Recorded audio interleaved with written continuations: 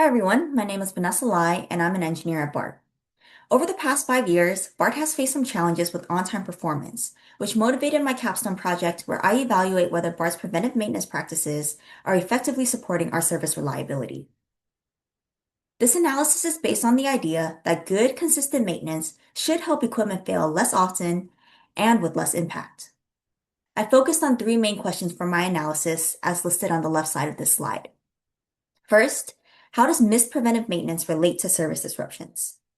Second, how many of these disruptions could have been prevented through better maintenance strategies? And third, how do asset condition and maintenance quality affect service reliability? To answer these questions, I use data from our root cause analysis reports, maximal work orders, and maintenance job plans. This gave me insight into what asset failed, how it was being maintained, how old it was at the time of failure, and how its failure impacted service. I looked at each case across a few key factors, like whether maintenance for that asset was being completed on time, its condition at the time of failure, and the severity of the delay it caused. All this data helped me identify patterns between BART's maintenance practices and its service reliability from the years of 2021 to 2025.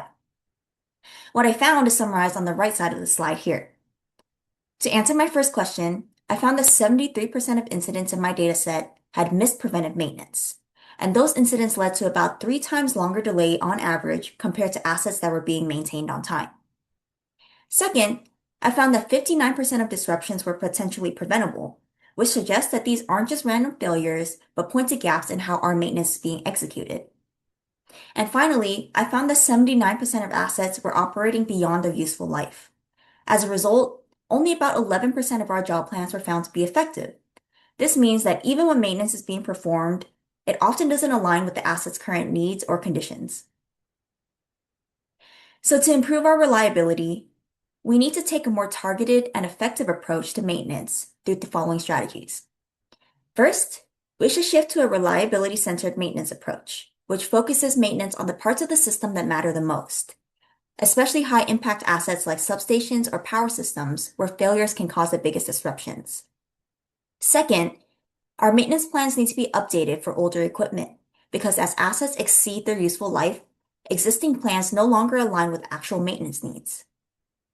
Third, we need to strengthen our maintenance execution so that work is being completed on time and effectively addresses any issues the equipment might have. And finally, we should improve our failure detection. This means we should catch issues earlier so that we can fix them before they turn into bigger problems. In the end, improving reliability comes down to doing the right maintenance at the right time and in the right way.